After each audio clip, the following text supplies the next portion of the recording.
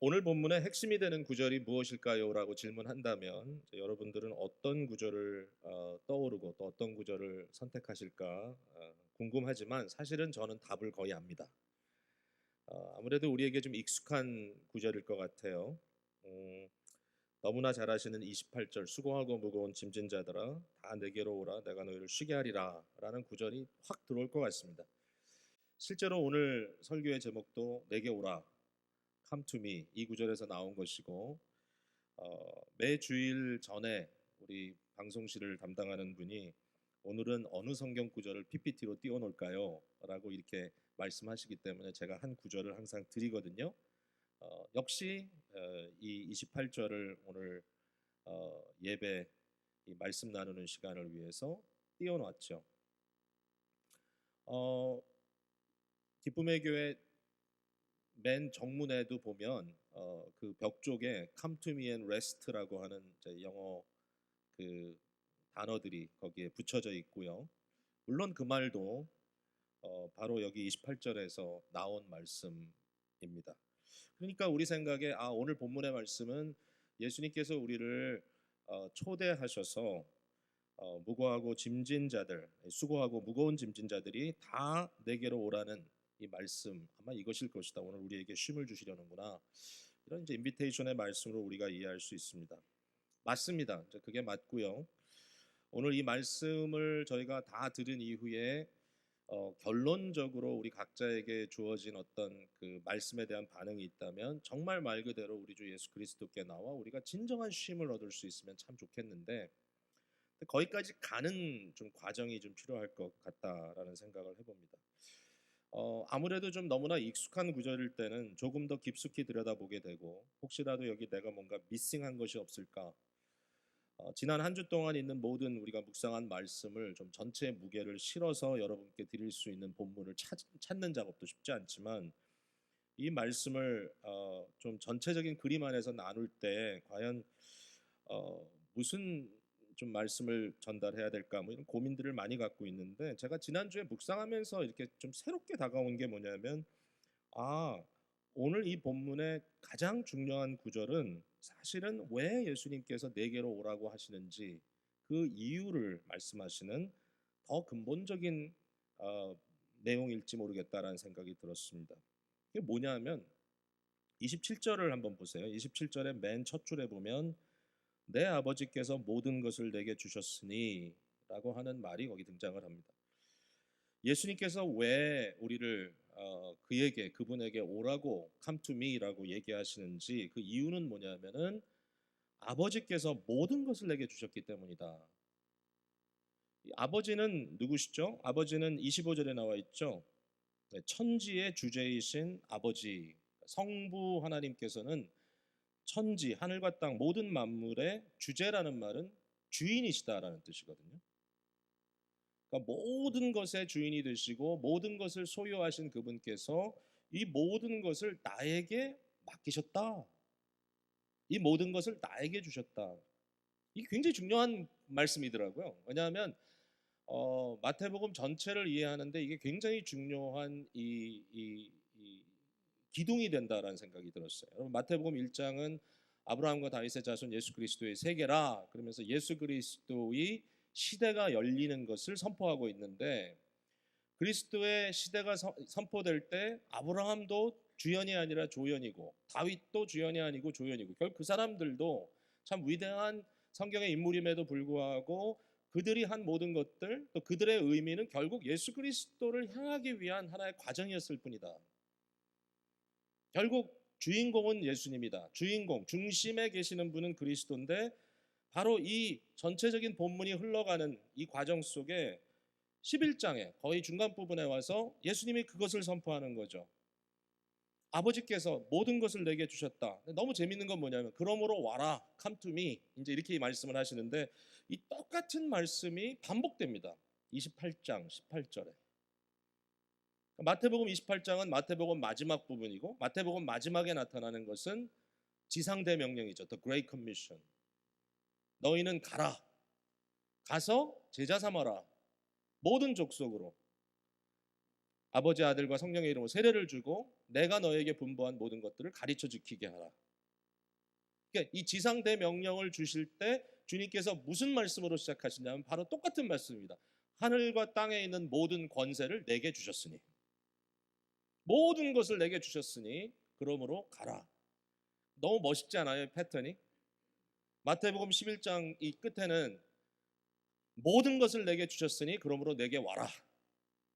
그 다음에 맨 마지막에는 모든 것을 내게 주셨으니 이제는 너희가 가라. 무엇을 위해서? 너희가 내게 와서 제자가 된 것처럼 이제는 너희가 가서 모든 족속으로 나의 제자를 삼으라. 결국 이 그리스도께서 아버지께 모든 것을 위탁받은 바로 그분이다.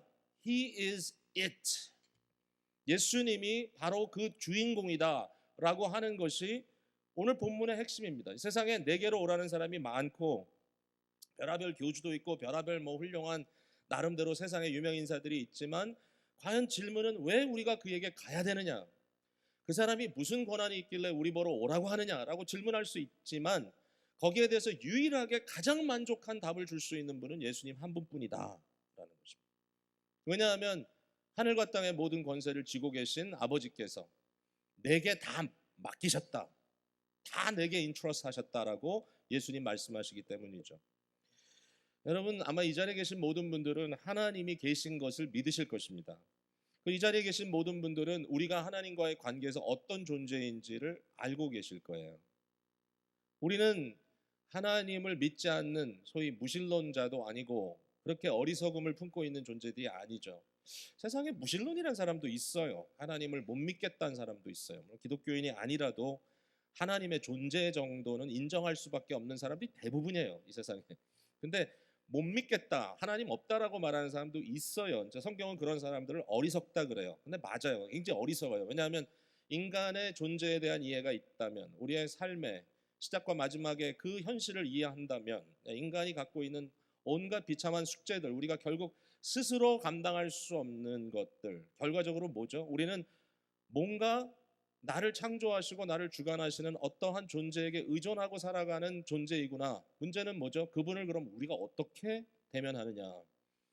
하나님이 없다라고 생각하는 건 어리석다고 좀 봐요. 그거는 임상적으로도 어리석고 하여튼 전체적으로는 바보스러워요. 그러나 하나님이 계시다면 그분을 내가 어떻게 만나느냐라는 질문에 대해서 기독교는 기독교만의 답을 주는 겁니다. 유일한 답입니다. 사실은 다른 방법이 없습니다. 그게 뭐죠? 예수 그리스도 밖에는 없는 것이죠. 예수님을 바라볼 때 답이 있는 거예요. 예수님 밖에는 없어요. 예수님 한 분뿐이다. 주님께서 그렇게 얘기하시는 거예요. 모든 것을 내게 맡겼다. 여기에서 우리가 이제 중요한 한 가지 질문에 다시 한번 서게 됩니다. 예수님은요, 어떠한 사상을 이렇게 가르치면서 저걸 봐라라든지 어떠한 도덕 체계를 말하면서 이거를 봐라 이렇게 얘기하지 않으셨어요. 재밌어요. 예수님이 도덕을 얘기하셨나요? 하셨어요. 예수님이 사랑을 말씀하셨나요? 하셨어요. 그러나 예수님이 사랑을 말씀하실 때 이렇게 말씀하시죠. 내가 너희를 사랑한 것 같이 너희도 사랑하라. 결국 모든 게 다 그로부터 나온다는 거예요. 예수님은 어떤 철학을 설포하지 않으셨어요. 예수님은 어떤 종교 체계를 가지고 내가 다른 어떤 것을 깨달았다고, 나는 더 나은 뭐를 깨달았다고 말씀하지 않았어요. 예수님은 항상 모든 것을 그분과의 관계로 풀어나가요.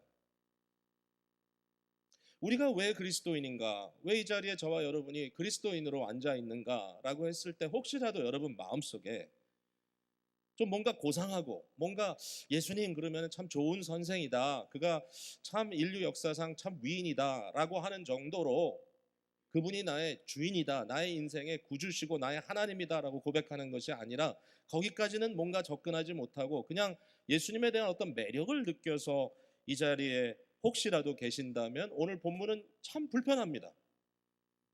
왜냐하면 주님께서는 여러분에게 그런 옵션을 주지 않으신다는 겁니다.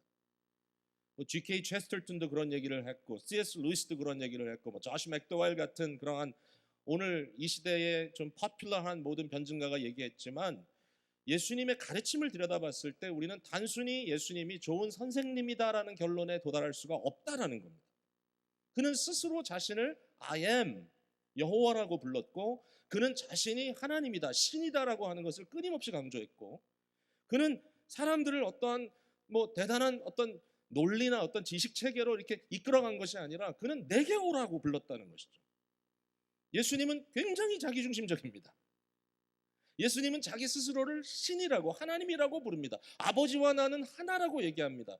만약에 그것이 사실이 아니라면, 우리가 그리스도께 배울 수 있는 것은 산상수훈에 나오는 고상한 말씀 몇 마디라면, 우리가 어떻게 하면 좀 인생을 행복하게 살아갈까에 대한 몇 가지 어드바이스 정도라면, 그러한 예수라면 우리는 잘못된 결론에 도달할 수밖에 없다라는 것입니다. 만약 예수님이 진정 하나님이 아니시고, 만일 예수님이 진정 그분이 아니시라면 예수님이 그저 좋은 선생일 수 없어요. 왜냐하면 그분은 거짓말을 했고, 아니면 그분은 미치광이고, 오직 그분이 진정 그가 한 모든 말씀이 진리라면 우리에게 주어진 옵션은 사실은 한 가지밖에 없다. 그 옵션이 뭐죠? 경배하며 그분께 나가는 방법밖에 없다라는 것이죠. 그분이 말하는 것이 사실이라면. 사실입니다. 오늘은 이 주님의 초청, 내게로 오라. 왜 우리가 그리스도께 가야 되는가?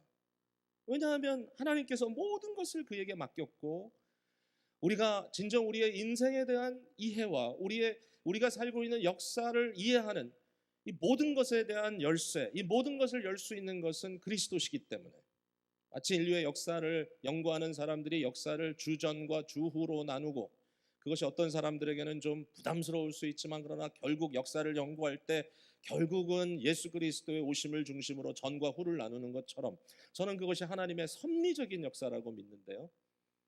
결국은 예수 그리스도가 그 인물, 그분이 우리의 결국 삶의 가장 중요한 키다. 그분을 통하여만이 문들이 열리고, 그분을 통하여 우리의 삶의 의미와 우리의 진정한 행복이 찾아올 수 있다는 것을 오늘 다시 한번 생각해 볼 수밖에 없는 거죠.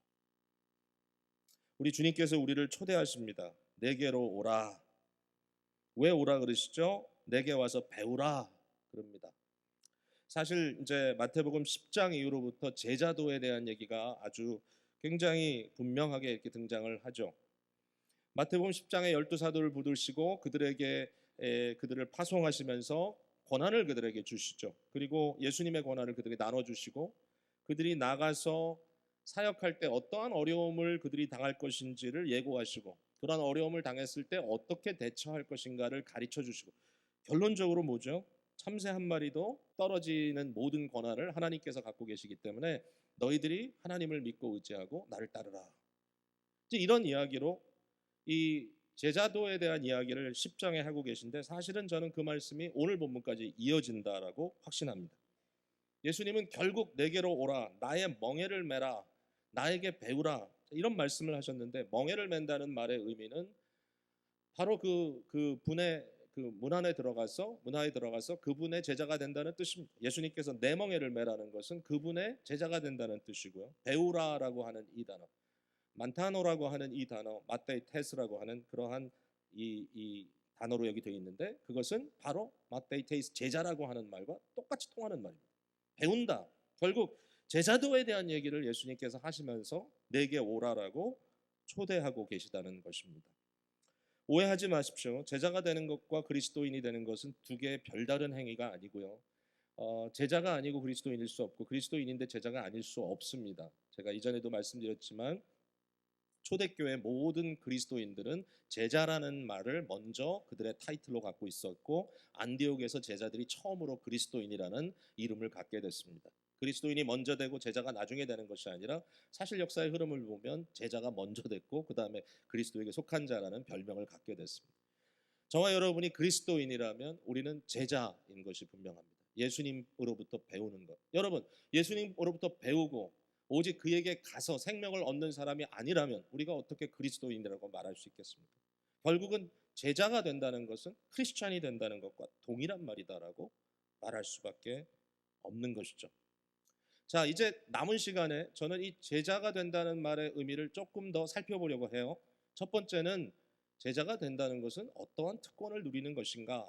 What, 무엇이라는 질문을 던지고 싶고, 두 번째는 제자가 되어서 그리스도께 배울 때 어떻게 배우는가? How라는 말씀을 드리고 싶고, 마지막에 그 모든 것을 배운 결론은 무엇인가? What happens? 결국 무슨 일이 우리에게 벌어질 것인가? 이 세 가지로 한번 조명해 볼 수 있다고 생각이 들었습니다. 첫 번째는 제자가 된다는 것은 과연 무엇을 의미하는가? 무슨 일이 벌어지는 것인가? 그 제자가 된다는 그 상황 속에 우리에게 어떠한 프리빌리지, 어떠한 특권이 주어진다는 말인가? 여러분 27절 말씀을 저와 함께 다시 보시겠어요? 내 아버지께서 모든 것을 내게 주셨으니 아버지 외에는 아들을 아는 자가 없고 아들과 또 아들의 소원대로 계시를 받은 자 외에는 아버지를 아는 자가 없느니라. 자, 이렇게 읽었는데요. 다시 한번 자세히 보세요. 제가 조금 여기에 도움을 드릴게요. 아버지 외에는 아들을 아는 자가 없고 아들 거기까지 딱 가시고요. 거기다가 괄호를 하나 오픈하세요. 과 또 아들의 소원대로 계시를 받는 자 거기까지 괄호를 닫으세요. 이게 원어에 나와 있는 내용을 우리가 바로 이해하려면 이렇게 이해할 수밖에 없어요. 그러니까 그 내용을 잠깐 괄호 안에 넣어 놓으시고 다시 읽습니다. 자, 아버지 외에는 아들을 아는 자가 없고 아들 외에는 아버지를 아는 자가 없느니라. 이게 핵심이에요. 여러분 이해하셨어요? 자, 워낙 팔로우를 잘하시니까 어렵지만 잘 들어보세요. 자, 제가 괄호에 한 섹션을 집어넣었어요. 그리고 아버지 외에는 아들을 아는 자가 없고 아들 외에는 아버지를 아는 자가 없느니라. 이게 중심이에요. 이 말씀의 중심. 뭐예요? 성부와 성자만의 긴밀한 교통을 말하고 있어요. 이게 하나님에 대한 중심적인 우리의 이해입니다. 성부, 성자, 성령의 삼위일체적인 교통. 그 완벽한 지혜, 완벽한 사랑, 완벽한 온전하신 하나님 되심. 누가 감히 아버지와 아들과의 이 관계 속에 침범할 수 있겠어요? 하나님의 하나님 되심을 누가 감히 넘보겠어요? 만약에 어떤 사람이 여러분에게 나타나서 내가 하나님의 신비에 대해서 드디어 깨달았다 이런 사람 나오면요 듣지 마세요. 그럴 수 없어요. 정말 하나님이시라면 하나님의 하나님 되심 때문에 그 하나님의 그 신비와 그의 비밀을 하나님 외에는 알 수가 없어요. 그 얘기를 하는 거예요. 아버지만 아들을 알고 아들만 아버지를 안다. 이 성부 성자 간의 아주 유니크한 두 분만 독특한 또 삼위일체 성령 하나님까지 이 삼위일체 하나님만이 가지고 있는 충분한 자기 이해, 이것은 어느 누구도 침범할 수 없어요. 그런데 그럼에도 불구하고 주님께서 뭐라고 말씀하십니까? 누가 알 수 있다고요? 또 아들의 소원대로 계시를 받는 자, 아들이 원하는 대로 아들의 뜻대로 계시는 뭐죠? 열려줌을 받는 자. 하나님을 어떻게 알아요? 하나님이 계시로 보여주셔야 합니다. 하나님은 우리가 발견하는 존재가 아니에요. 하나님의 깊은 뜻을 우리가 들어가서 우리가 훔쳐낼 수 없어요. 반드시 열어주실 때 볼 수 있어요. 제자도라는 것은 뭐냐? 제자도라는 것은 예수 그리스도께 나아와서 아버지와 아들에 대해서 배우는 겁니다. 이 아버지와 아들의 이 고유의 이 유니크한 그분만의 이 신비와 비밀, 구원의 역사, 구원의 비밀, 이것을 하나님의 계시를 통해서 알아가는 거죠. 누구에게 줘요? 원하시는 자들에게, 그가 뜻하는 자들에게 이것을 열어주신다. 대단한 겁니다. 여러분, 이 성경을 안다는 것은 어마어마합니다. 왜냐하면 하나님의 존재에 대해서 우리가 다시 한번 긍정하고 어쩔 수 없는 사실입니다. 그 하나님이 이런 분인데, 절대적인 존재인데 그분의 마음속에 어떤 계획을 갖고 계시는가 누가 알았겠어요? 창조의 계획과 타락한 인류를 구원하시기 위하여 결국 이런 구원의 역사를 끌고 가시고 성자 그리스도께서 결국은 성육신하셔서 하나님과 인간을 동시에 입으신 그분이 오시고 결국은 하나님과 인간 사이에 진정한 중보자 구원자를 통하여 그의 영광을 위하여 인류를 구원하시는, 저와 여러분을, 교회를 구원해내시는 하나님의 역사가 있고 이것이 이렇게 진행될 것이다. 이걸 누가 알았겠어요? 누가 감히 그런 얘기를 하겠어요? 누가 감히 세상의 이 모든 조화에 대해서 이런 놀라운 비밀스러운 것들을 이야기할 수 있겠어요? 성경 말씀이 아니면 누가 이걸 알겠어요? 하나님의 계시 말씀이 우리에게 열려져 있지 않았다면 누가 이것을 알겠어요? 근데 그거예요. 제자가 된다는 것은 예수 그리스도의 뜻대로 그에게 초청받은 우리들이 하나님과 아들의 비밀스러운 진정한 교통 속으로 우리가 초대받는 것이에요. 그리고 그의 뜻을 조금씩 더 알아가는 거예요. 이 기쁨이에요. 제자의 기쁨은 배우는 거예요. 배움의 기쁨은 깨닫는 거예요. 깨닫는 자에게 주시는 그 기쁨과 행복이라는 건 이루 말할 수 없어요. 우리 속에 하고 깨달아질 때 그 황홀함은 이루 말할 수가 없어요. 우리 주님께서 그것을 우리에게 약속하는 거예요. 근데 일반 지혜가 아니에요. 그냥 뭐 드라마 보고 눈물 흘리는 정도가 아니에요. 우리의 존재 근본이 되시고 모든 우주의 주제가 되시는 하나님을 알고, 그 하나님이 나라고 하는 존재에게 어떠한 것을 부여하시고 어떠한 의미를 주시고 계시는가, 나의 이 비참함, 죄와 허물로 인하여 죽을 수밖에 없고, 지난 한 주간도 돌이켜보면 너무 하나님 앞에 부끄럽고 죄스러운 것이 너무 많은 우리들이지만, 그럼에도 불구하고 나를 아들 삼으시고 나를 딸 삼으시고 우리를 통하여 모든 역사의 주인공으로 우리를 끌고 가시려고 하는 그분의 뜻을 알게 되는 것, 이 세상에 그 무엇도 아니고 바로 주 예수 그리스도 안에 발견된 나라고 하는 존재의 의미, 이것을 알게 되는 것이 제자도의 기쁨입니다. 오늘 이 말씀으로 여러분을 초대합니다. 자, 그렇다면 두 번째, 이걸 어떻게 우리가 진정 누릴 수 있습니까? 어떻게 누릴 수 있을까요? 여러분, 제가 지금 이런 굉장히 좀 환상적인 이야기를 하고 이러니까 이건 대단히 철학을 공부하고 신학을 공부해야 깨닫는 것보다 이렇게 생각하실 수 있는데, 전혀 아니에요. 완전히 다른 얘기를 하세요. 25절에 보면 이렇게 써 있어요. 그때 예수께서 대답하여 이르시되 천지의 주제이신 아버지여, 이것을 지혜롭고 슬기 있는 자들에게는 숨기시고 어린아이들에게는 나타내심을 감사하나이다. 옳소이다. 이렇게 된 것이 아버지의 뜻이니이다. 이것이 뭐예요? 바로 계시입니다. 계시. 모든 것을 그리스도께 맡기셨다라고 하는 사실도 포함됩니다. 이것, these things, 이거죠. 이것을, 이 모든 것을 지혜롭고 슬기 있는 자들에게는 숨겼다. 이게 지혜롭다는 말은 철학자를 의미하고요, 슬기 있는 자들이라는 것은 특별한 지식을 가진 자다라고 스스로 얘기하는 자들입니다. 그 헬라 문화권에서는 충분히 이해되는 말입니다. 가장 깊은 것을 이해했다고 하는, 가장 신비로운 것을 깨달았다고 하는, 아니 남들이 전혀 갖지 못한 지식을 소유했다고 하는 이러한 철학자와 이 나름대로 영지주의적인 그러한 자부심을 갖고 있는 자들에게 굉장히 좀 절망적인 얘기죠. 누가 그리스도를 통하여 계시를 받는가? 누가 하나님의 보여주시는 이 말씀을 진정 받는가? 여전히 이 자리에 계신 저와 여러분을 포함해서 누가 받을 수 있는가? 어린아이가 받는다. 어린아이가. 이 어린아이라고 하는 단어 있죠. 네이피어스라고 하는 이 단어가 무슨 의미인가 하면요, 갓난아기에서부터 조금 자란 아기까지 포함은 돼요. 자란 아이까지. 어린아이가 맞아요. 근데 이 어린아이의 그 자격은 뭐냐면요, 100% 타인에게 의존적으로 사는 존재여야 돼요. 이게 어린아이라는 뜻이에요. 근데 사실 여기서 강조하는 것은 사람에게 의존하는 건 아니죠. 하나님께 전적으로, 그리스도께 전적으로 의존하는 아이.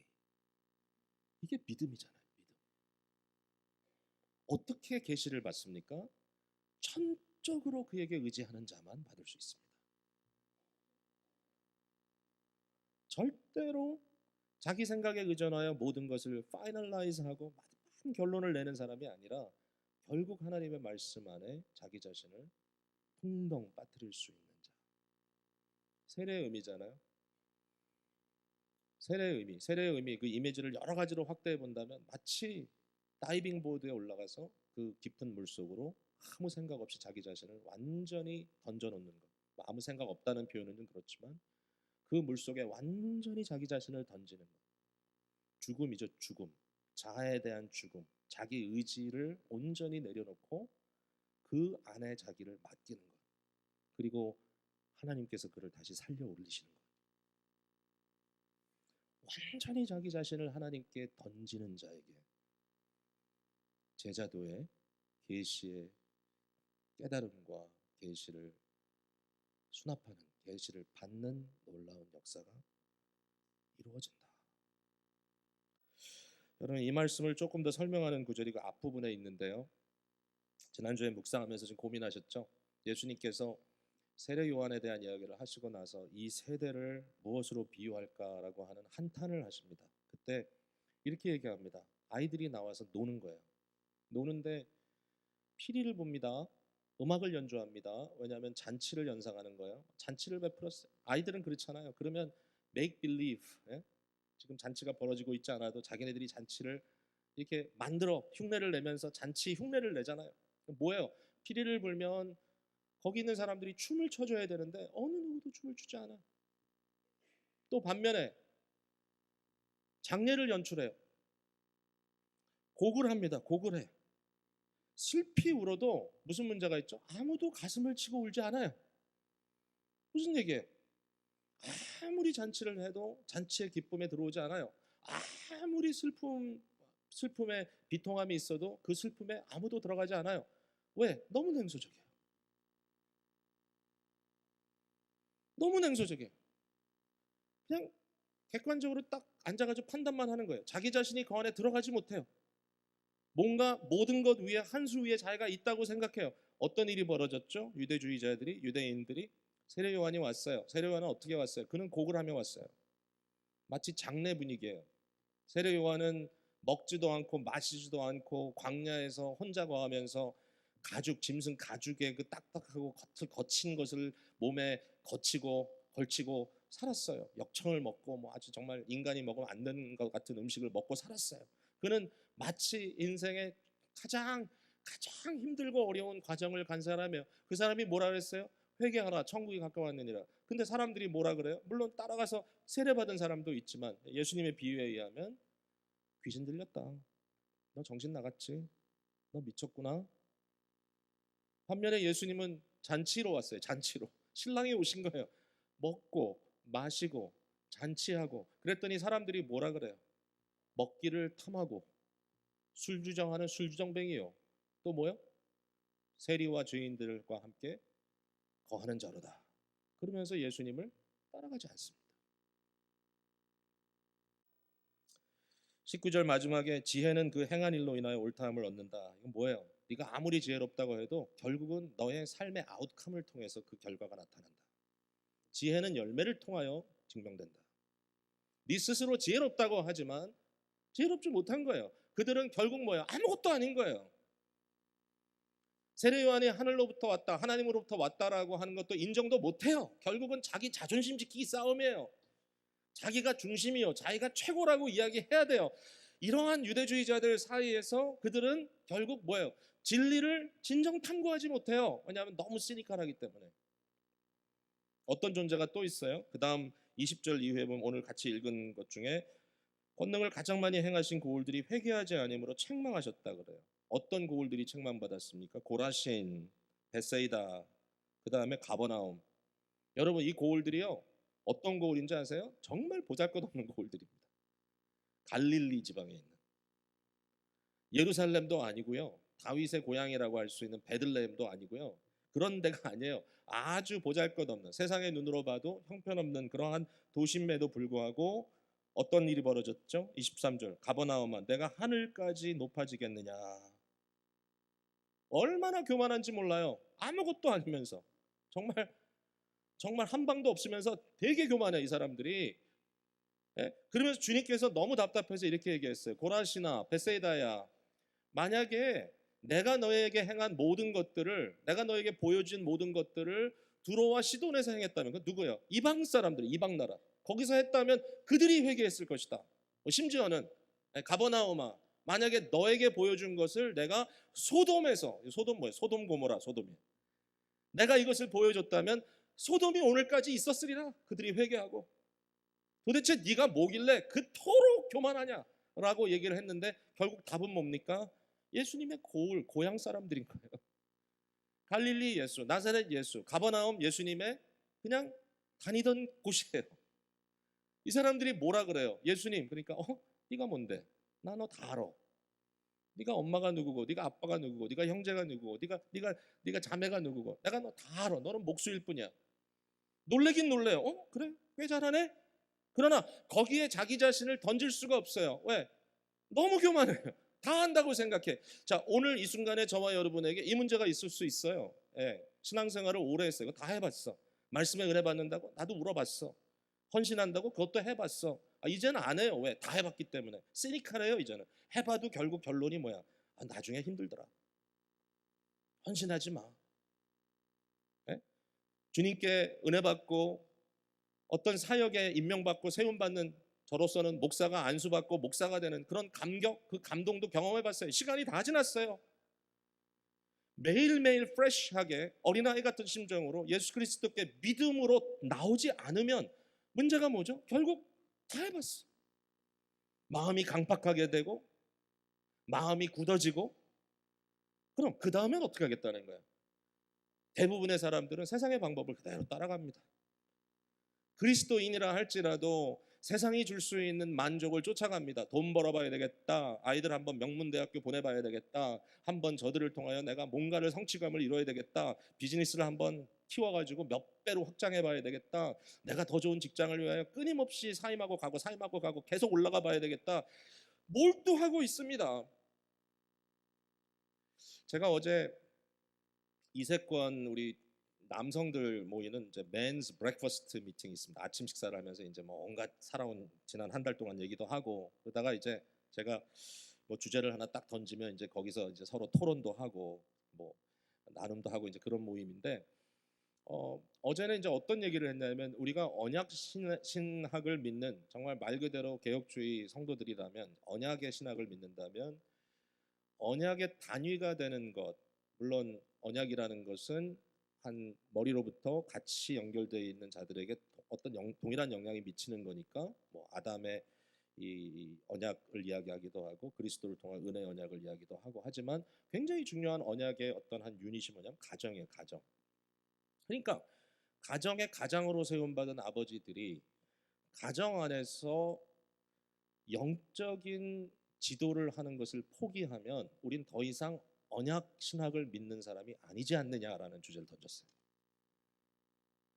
우린 결국 개혁주의 하면서 결국 가장 중요한 가정을 상실해버리지 않았는가. 가정 사역,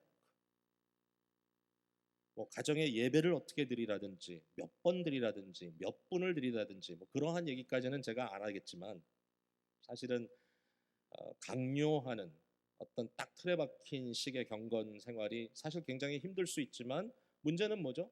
포기해버린, 가정 안에서는 아버지의 기도가 들리지 않고, 가정 안에서는 말씀이 들리지 않고, 가정에 왔을 때는 그냥 세상의 가정과 전혀 다를 것이 없는 그 인바이러먼트 속에서 그냥 아이들에게 교회 가라 한마디 하는 정도로 책임을 다했다고 생각하는, 주일에 함께 나오지만 주일날 끝나고 함께 집으로 간 이후에는 또 일주일 내내 신앙 얘기를 한마디도 할 수 없는, 이러한 것이 가정의 상황이라면 참 대통하다.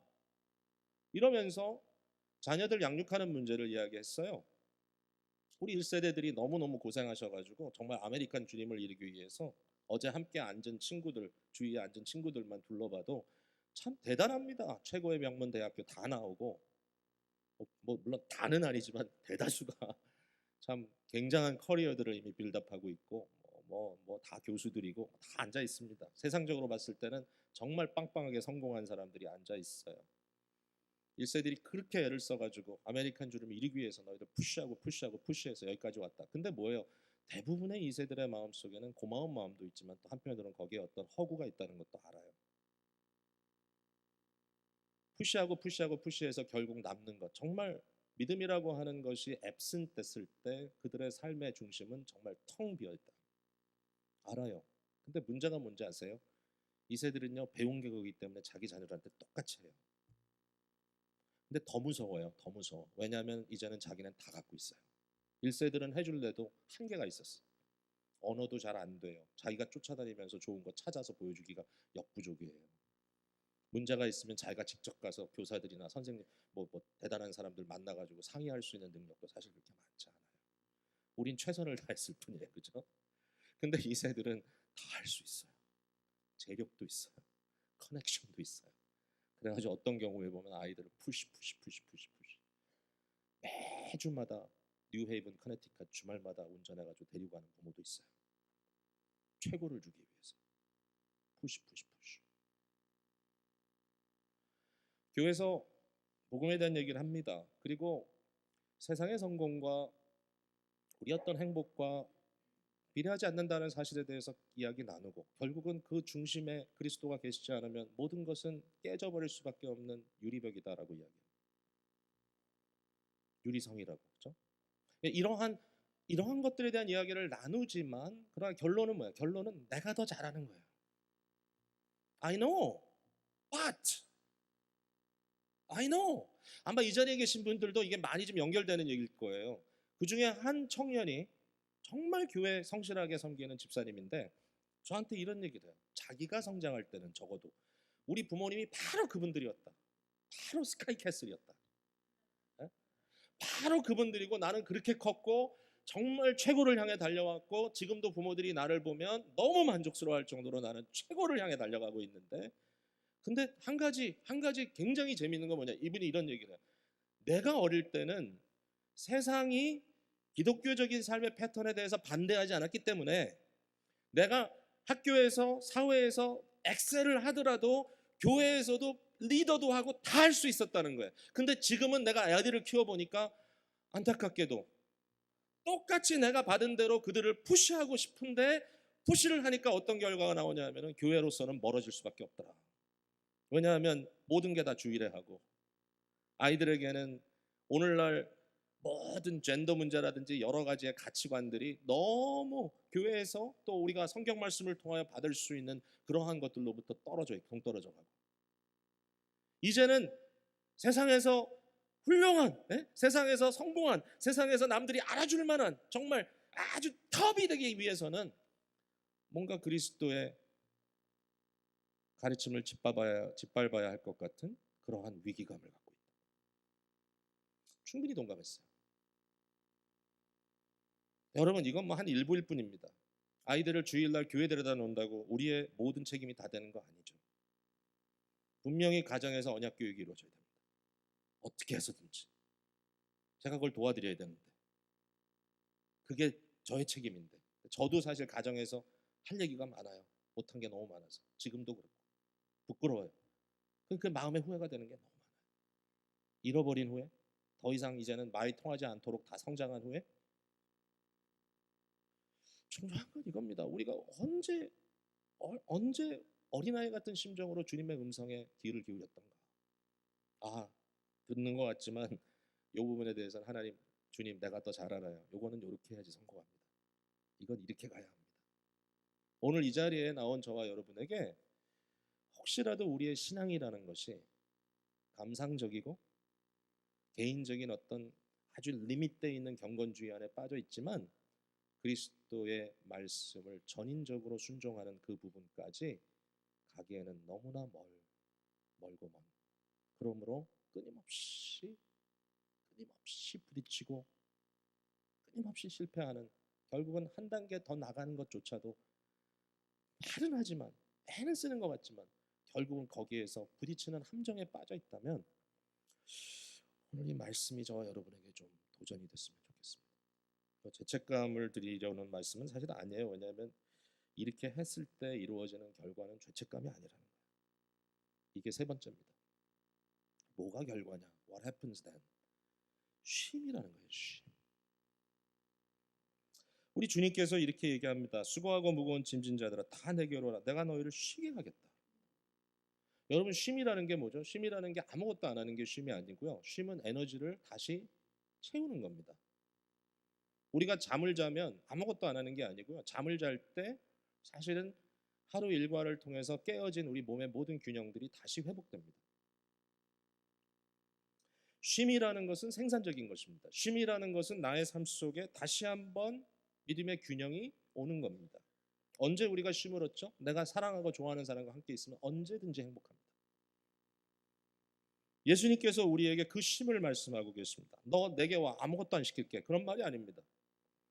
가끔 이제 기쁨의 교회의 어떤 칼라에 대해서 오해하는 분들이 그런 얘기를 하죠. 기쁨의 교회 오면 아무것도 안 시킨다. Come to me and rest. 그게 그 말이다. 라고 생각하는 분들이 계신데 그건 아니에요. 네. 쉼이 있지만 그 쉼의 정체성을 우리가 올바로 찾아가자라는 거죠. 일 열심히 시키는 건 아니에요. 절대로. 왜냐하면 그건 쉼이 아닐 수 있으니까. 그러나 진정한 쉼은 주님이라고 하는 가장 사랑하는 존재와 또 그분의 사랑을 받으면 그냥 눈만 감아도 은혜가 팍 들어오는 그러한 단계에 있을 때 우리는 그게 쉼이에요. 그거 이상의 쉼이 없어. 너무 기뻐요. 우리 주님이 어떤 주님이에요? 나는 마음이 온유하고 겸손하니. 말 그대로 온유하단 말, 젠틀. 우리 주님 너무 젠틀해. 그리고 여기 보니까 겸손해. 겸손하단 말은 뭐죠? 눈높이를 우리에게 맞춰주셔. 너희에게 낮아질게. 절벽 꼭대기에 올라가셔가지고 아래를 보면서 밑에 있는 어린 것들, 작은 것들 쳐다보면서 야, 이리로 한번 올라와 볼래? 할 수 있으면 해봐. 이런 주님이 아니라 가장 낮은 곳에 오셔서 우리와 눈높이를 맞춰주시고 우리와 함께 계시고 가장 온유하게 우리를 품어주시는 분이시겠다. 주님이 이렇게 약속하시네요. 30절, 이는 내 멍에는 쉽고 내 짐은 가벼움이라. 내 멍에는 쉽다. 아니, 주님의 멍에라고요? 주님께서 이 짊어지신 멍에, 이 십자가 아닙니까? 주님, 이게 어떻게 쉽습니까? 근데 주님께서 내 멍에라 하니까, 예수님의 멍에니까 너희는 그냥 같이 있으면 된다 하니까, 근데 그 멍에가 쉽다라는 말은 easy라고 하는 말로 번역이 되기도 하지만 이 말의 의미를 찾아보니까 이런 뜻이 있더라고요. 선함, 그리고 공률함. 나의 멍에는 선하다. 나의 멍에를 맬 때 너희 속에 나의 긍휼함과 나의 사랑이 너희 속으로 스며들어갈 거야. 그리고 가볍다. 이 말은 뭐냐면 절대로 짐이 아니다. 짐이 아니다. 우리가 사랑하는 사람의 짐을 들어줄 때는 무겁지만 무겁지 않다고 생각하는 것은 우리에게 부담이 되지 않기 때문이죠. 힘들죠. 그럼에도 불구하고 그것을 지어나갈 때 기쁘잖아요. 감사하잖아요. 이 일을 내가 해주는 것에 의미가 있으니까. 주님께서 우리를 초대하시는 이 초청의 핵심은 바로 주님과의 관계입니다. 예수 그리스도가 우리의 주인이시고 그분이 우리의 남편이시고 그분이 우리의 선생님이시고 그분이 우리의 구원자시고 그분이 우리의 주제이시고 그분이 우리의 에브리띵. 오늘도 주님께서 내게로 오라. 고상하게 딴 거 생각하지 말고 내게로 오라. 주님, 나 죄인입니다. 지난주에도 참 처절하게 또 낭망했습니다. 극복하려고 애를 많이 썼습니다. 내 나름대로 결심도 해보고 내가 이제 이렇게 살면 안 되지. 가슴도 쳐보고. 근데 마음속에 기도도 감정도 느낌도 없습니다. 얼마나 메말랐는지. 근데 주님께서는 저에게 이렇게 얘기하시는 거예요. 그냥 내게 와라. 내게 와. 나는 온유하고 겸손하니 내게서 와서 내 제자가 되라. 내게 배우라. 내 긍휼의 짐을 네가 져라.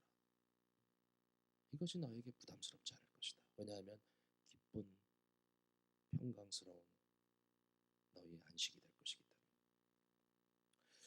여러분, 이제 12장으로 넘어가서 이제 여러분들이 내일부터 묵상할 말씀은 첫 부분은 예수님이 안식의 주인이라고 하는 안식에 대한 의미를 확대하는 내용입니다. 제가 거기까지는 말씀드릴 수 없는데 참 사람들이 무식해가지고 안식일 하라고 지키라 그랬더니 안식일 지키는 것도 다 아주 그냥 안식할 수 없게 만들어놨어요. 그리고 안식일 안 지켰다고 아우성. 이런 생각은 들었어요. 이 뒤에 나오는 장면을 보고 예를 들면 여러분 하루에 7시간은 주무셔야 건강합니다. 다 알잖아요, 우리. 그죠? 7시간, 꿈 같은 시간이죠. 7시간을 자는 거. 시간이 없어서 못 주무시기도 하고 이제는 자려고 해도 7시간 잠을 잘 수가 없는 분들 많죠. 밤에 수도 없이 깨고. 율법을 지킨다고 하루에 7시간 동안 나를 침대에 이렇게 묶어놓는다면 그게 무슨 쉼이에요. 이제는 화장실도 몇 번씩 가야 되니까. 자꾸 뭐가 통하죠, 우리가? 몇몇 분들하고는. 시간 정해가지고 새벽 1시부터 1시 2분까지 화장실 방문 잠깐 풀어주고. 쉴 수가 없죠. 왜냐하면 조종하니까. 그 전에 화장실을 가야 되면 어떡하나. 이렇게 해놓고 쉬래요. 예수님이 말이 안 된다는 거예요. 야, 안식일이 사람을 위해 있는 거지 사람이 안식일을 위해 있는 거냐? 내가 안식의 주인이다. 인격적이신 주님께서 말씀하셨어요. 왜 몰랐을까 이걸? 우리가 너무 우상이 많아요. 너무 우상이 많아요. 제가 이제 말씀 맺을게요. 요새 한국에 번역돼서 많이 책이 나오는 저자가 팀 켈러 목사님인데 뭐 실제로 목회에서는 은퇴를 하셨지만 뭐 요새 한 세계적으로 더 많이 활동을 하시는 것 같아요. 근데 이 팀 켈러 목사님이 쓰신 책 중에 Counterfeit Gods라고 하는 책이 있어요. Counterfeit Gods. 이 말은 counterfeit은 가짜라는 뜻이죠. 이제 이 가짜 돈을 얘기할 때 counterfeit 많이 이러잖아요. 하나님 신인데 가짜 신이다. 이 말을 이 타이틀을 두란노 서원에서 이걸 이제 책을 번역해 가지고 어떻게 냈냐면은 타이틀을 내가 만든 신 이렇게 타이틀을 썼어요. 내가 만든 신. 좋은 번역인 것 같아요. 근데 거기에 팀 켈러가 이런 질문합니다. 여러분의 인생에 이 질문을 답해 보세요. Life only has meaning if 나의 인생에 의미가 있다. 만일 그러면서 그 만일이라는 괄호 속에 여러분이 생각하는 여러분의 인생에 의미를 줄 수 있는 그것을 한번 넣어보세요 라고 질문을 합니다. I only have worth if 나의 삶에는 가치가 있어. if 만약에 이것을 내가 가진다면. 근데 결론은 뭐죠? 결국 그것이 여러분의 신이라는 겁니다. 나의 인생에 의미를 주고 나의 삶에 가치를 주는 그것. 내가 무엇을 추구하며 살고 있는가. 하나님께서 나 외에 다른 신을 내게 두지 말라 하시면서 오직 여호와 하나님 그분만을 너의 마음과 뜻과 정성을 다하여 사랑하라라고 하셨는데 주님만이 여기서 말하는 것처럼 그리스도 그분만이 하늘과 땅의 모든 것을 맡김 받으신 그분께서 내게 오라고 말씀하시는데 자꾸만 그 딴 것을 가지고 비인격적인 어떠한 결과를 얻어내려고 하고 있다. 그러면서요 이 책을 여러분들이 한번 보시든지 어떻게 하든지 한번 생각해 보세요. 근데 20가지 우상을 여기에 리스트를 하고 있어요. 20가지. 제가 20가지 우상을 하나하나 이 시간 설명하기 시작하면 끝이 없을 거예요. 어떻게 할 수가 없어요. 근데 20가지 우상을 제가 읽어 내려가면서 좀 마음에 찔리더라고요. 찔리는 정도가 아니고 참 야 이걸 어떡하지? 이런 좀 얼전시가 생기더라고요. 한 가지 깨달은 것은 이렇게 또 하나씩 세분화시켜 놓으니까 마음의 문제보다는 어떤 행위의 문제로 자꾸 가는 것 같아서 이것도 율법이 될 수 있겠다는 생각이 들기는 해요. 그러나 도움은 됐어요. 도움은 됐어. 뭐 예를 들면 권력이라는 우상, 타인의 인정이라는 우상, 편안함이라는 쾌락이라는 우상, 나의 모든 부분들 어떤 특정한 부분에 대해서 내가 컨트롤해야 되겠다는 뭐 우상, 나는 사람들에게 꼭 필요한 존재가 돼야만 한다고 하는 우상, 뭐 심지어는 자유라고 하는 우상, 그러니까 뭐 모든 책임에서부터 회피하지 않으면 나는 행복하지 않아. 일이라고 하는 우상, 성공이라는 우상, 돈이라는 우상, 종교적 삶이라는 우상, 사람이라고 하는 우상, 무신론이라고 하는 우상, 뭐 인종 문화적 우월주의라는 우상, 어떤 그룹 안에서 내가 내부자 가장 중심 인물이 되었다고 하는 의식이라는 우상, 가족이라고 하는 우상, 연애라고 하는 우상, 고통이라고 하는 우상. 이 고통까지도 우상이래요. 왜냐하면 어떨 때는 고통을 가지고 있는 것이 자기의 정체성이 되는 수가 있어. 나는 아파, 나는 힘들어, 나는 고통스러워. 끊임없이 사람들에게 동정과 관심을 받는 것이 자기의 존재라고 생각하는 참 별게 다 있어. 정치적 신념이라는 우상, 외모라는 우상. 하다 보니까 20개 다 읽었는데 어쨌든 이 수많은 우상들. 근데 문제가 뭐죠? 이런 거예요. 우상의 데피니션은 뭐냐면 나에게 쉼을 줄 수 없다는 거예요. 이런 것들은 쫓아가요. 쫓아갔는데 결론적으로 뭐예요? 힘들어요. 피곤해요. 메인테인 할 수도 없어요. 그러나 그리스도는 먼저 하나님의 나라와 그의 의를 구하라. 나를 구하라.